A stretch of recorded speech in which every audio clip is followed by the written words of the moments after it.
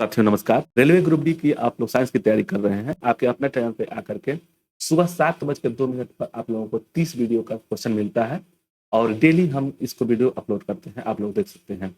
तो चलते हैं देर न करते हुए क्वेश्चन पे। और क्वेश्चन है हमारा पहला, दिया हुआ है कि सूर्य पर ऊर्जा का निर्माण होता है। सूर्य का जो निर्माण होता है ऊर्जा का, वह कैसे होता है? नाभिकीय विखंडन द्वारा, नाभिकीय संलयन द्वारा, ऑक्सीकरण अभिक्रियाओं द्वारा और अवकरण अभिक्रियाओं द्वारा। तो इसको याद रखिएगा, 100 से सूर्य है और 100 से संलयन होगा। इसको भी याद रखिएगा, ये मिलता है।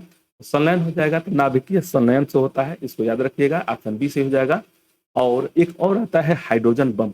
जो हाइड्रोजन बम भी होता है वह भी इसी सिद्धांत पर कार्य करता है। और वहीं पे परमाणु जो बम होता है, परमाणु बम, वह जो होता है नाभिकीय विखंडन के सिद्धांत पर कार्य करता है। लेकिन सूर्य का प्रकाश और हाइड्रोजन जो बम होता है वह नाभिकीय संलयन के सिद्धांत पर कार्य करता है। तो ऑप्शन बी से हो जाएगा। नेक्स्ट है विटामिन सी का रासायनिक नाम क्या है? तो विटामिन सी का रासायनिक नाम क्या है ये आपको बताना है। तो इस विटामिन सी का एस्कॉर्बिक एसिड होता है। यह थायमिन, थायरापेंटोनियो, यह विटामिन बी होता है। टाइटिक अम्ल और टाइटेरिक अम्ल, इनमें से आपको बताना है। टाइटेरिक अम्ल जो होता है इमली में मिलता है। तो आप विटामिन सी कहाँ मिलता है? तो खट्टे फलों में मिलता है, ये याद रखिएगा, खट्टे फलों में मिलता है। और विटामिन सी प्रचुर मात्रा में आंवला में मिलता है, आंवला में मिलता है। और एक चीज इसमें याद रखिएगा, विटामिन सी की कमी से जो होता है स्कर्वी रोग होता है। स्कर्वी रोग होता है, सी से स्कर्वी रोग होता है इसकी कमी से। विटामिन सी का रासायनिक नाम एस्कॉर्बिक एसिड होता है। और जल में जो घुलनशील विटामिन होते हैं, यानी कि विटामिन जो होते हैं बी और सी होते हैं, इसको भी याद रखिएगा। यानी कि सी जो होता है जल में घुलनशील होता है और इसका रासायनिक नाम एस्कॉर्बिक एसिड है। तो ऑप्शन ए सही हो जाएगा। दिया है निम्नलिखित में से किस खनिज द्वारा लोहा प्राप्त किया जाता है? खनिज के द्वारा, कौन सा खनिज के द्वारा यह प्राप्त करते हैं? तो वह हेमेटाइट होता है, ऑप्शन डी से हो जाएगा। पिच ब्लेड जो होता है, वह पिच ब्लेड कोयला के लिए होता है। देखिए यहाँ पे हो जाएगा, लोहा प्राप्त कहाँ से होता है? तो वह हेमेटाइट से होता है, ऑप्शन बी से हो जाएगा। एक कार बैटरी में प्रयुक्त अपघट्य, विद्युत अपघट्य होता है तो सल्फ्यूरिक अम्ल होता है, इसको याद रखिएगा। H2SO4 बोलते हैं, H2SO4 होता है। नेक्स्ट है, किसी यदि किसी एनक के लेंसों की शक्ति 2 डायोप्टर हो तो उसकी फोकस दूरी कितना होगी? तो 50 सेंटीमीटर होगा, यानी कि एक डायोप्टर पे 25 सेंटीमीटर होता है, ऑप्शन सी से हो जाएगा। 1 वाट बिजली का बल्ब 10 घंटे चलती है तो उसका खर्च क्या होगा? देखिए 1 यूनिट यानी कि 1000 वाट के बराबर होता है। तो अगर इसको हम लोग देखिए यहाँ पे क्या कहता है कि 100 वाट हो गया, 100 गुणे 10 घंटा हो गया, तो यह हो जाएगा 1000।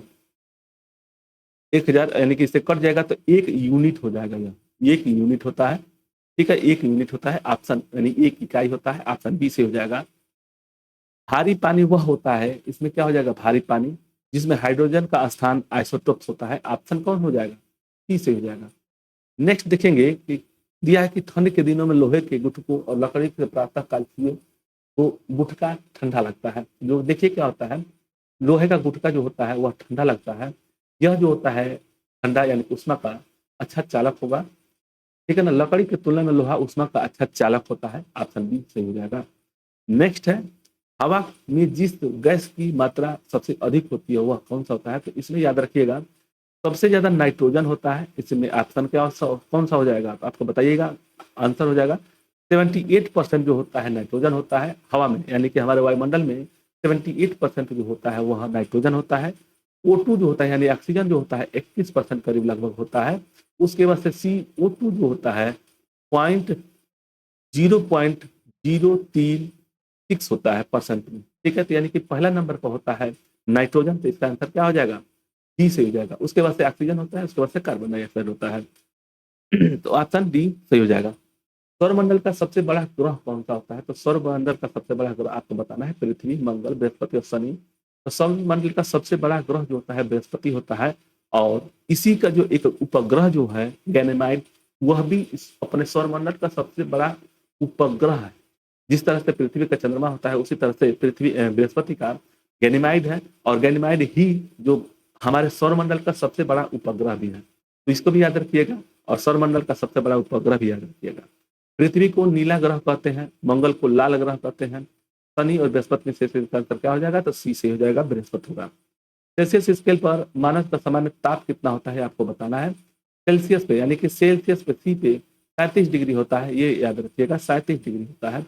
यहीं पे अगर केल्विन में पूछ देगा तो 310 डिग्री सेल्सियस होता है, ठीक है। अगर फ़ारेनहाइट में पूछ देगा तो वो हो जाएगा 98.6 होता है फ़ारेनहाइट में, डिग्री में। इसको केल्विन यानी कि इसमें डिग्री नहीं लिखा जाता है, सेल्सियस में डिग्री लिखा जाता है, फ़ारेनहाइट में भी डिग्री लिखा जाता है। तो इसका आंसर क्या हो जाएगा? सेल्सियस स्केल में आपको पूछ रहा है तो इसका आंसर हो जाएगा सी, सही होगा।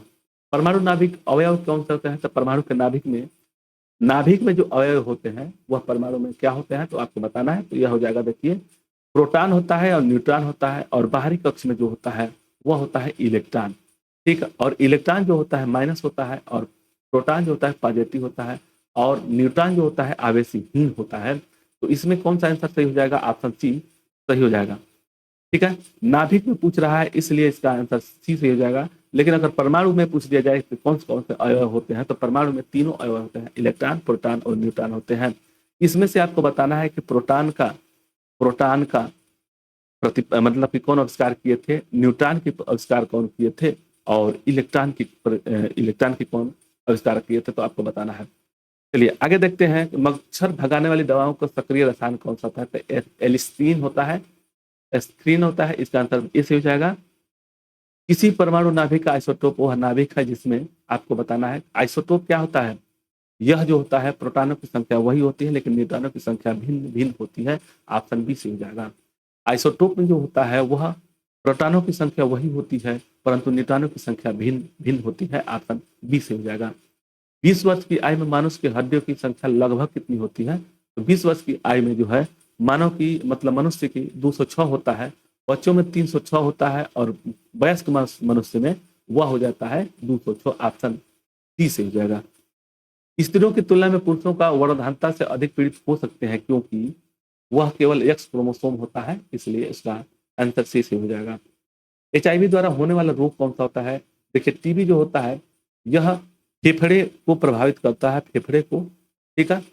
और ये क्या है? डेक्सटेंटी हो गया, आंत्रशोथ कैंसर। यह ल्यूकेमिया बोलते हैं, इसको लीकोमिया बोलते हैं, ल्यूकेमिया, ठीक है ना।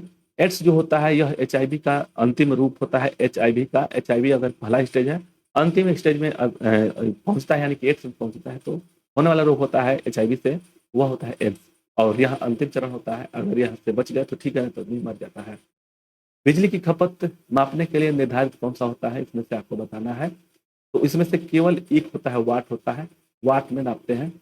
एम्पियर क्या होता है? तो एम्पियर का प्रतिरोध, धारा का एम्पियर होता है, धारा का प्रतिरोध का ओम होता है, प्रतिरोध का ओम होता है, ठीक है। वाट शक्ति होता है, और जो बिजली खपत हम लोग करते हैं वो वाट में करते हैं, केवल एक सही हो जाएगा। ऑप्शन ई दिया हुआ है। इसमें से आपको बताना है कि निम्नलिखित में से कौन सा वैकल्पिक ऊर्जा का भंडार है? सौर ऊर्जा है, ज्वारीय ऊर्जा है, परमाणु ऊर्जा है, भू ऊष्मीय ऊर्जा है। तो जो सौर ऊर्जा जो है, सौर ऊर्जा वह वैकल्पिक ऊर्जा का भंडार होता है। ऑप्शन ए से हो जाएगा। रेडियोधर्मी पदार्थ उत्सर्जित करता है क्या? तो यह रेडियोधर्मी पदार्थ जो होता है अल्फा बीटा गामा तीनों प्रभावित करते हैं यानी कि उत्सर्जित करते हैं। ऑप्शन डी से हो जाएगा। नेक्स्ट है, जल की स्थायी कठोरता का कारण क्या है? वह हो जाएगा कैल्शियम और मैग्नीशियम क्लोराइड और सल्फेट होता है। ऑप्शन बी से हो जाएगा। नेक्स्ट है, निम्नलिखित में से भारी धातु कौन सी होती है? इसको आपको बताना है। यह तांबा है, यूरेनियम है, एल्युमिनियम और चांदी है। तो यह इसमें से हो जाएगा भारी जो धातु होती है वो एल्युमिनियम होगा इन ऑप्शन में से। ऑप्शन बी से हो जाएगा। हाथ से गैस होता है तो हाथ से गैस होता है NO2 होता है, N2O होता है, ठीक है। नाइट्रस ऑक्साइड होता है। ऑप्शन ए से हो जाएगा। सॉरी, नाइट्रस ऑक्साइड होता है। ऑप्शन डी से होगा। नाइट्रस ऑक्साइड होता है। ऑप्शन डी से हो जाएगा। नाइट्रिक ऑक्साइड नहीं, नाइट्रस ऑक्साइड होता है, ठीक है। चलिए आगे देखते हैं कि प्रतिवर्ष 5 लाख भारतीय एक रोग से मरते हैं, इसकी पहचान करें। तो वह इसमें से 6 रोग होता है यानी कि ट्यूबरकुलोसिस होता है, यक्ष्मा बोलते हैं, वह होता है टीबी। तो ऑप्शन डी से हो जाएगा। जब हम बकरी या भेड़ का मांस खाते हैं तब हम क्या होंगे? द्वितीय उपभोक्ता होंगे। द्वितीय उपभोक्ता, प्रथम उपभोक्ता में जो होता है, याद रखिएगा, इसको हम लोग कई बार पढ़े हैं।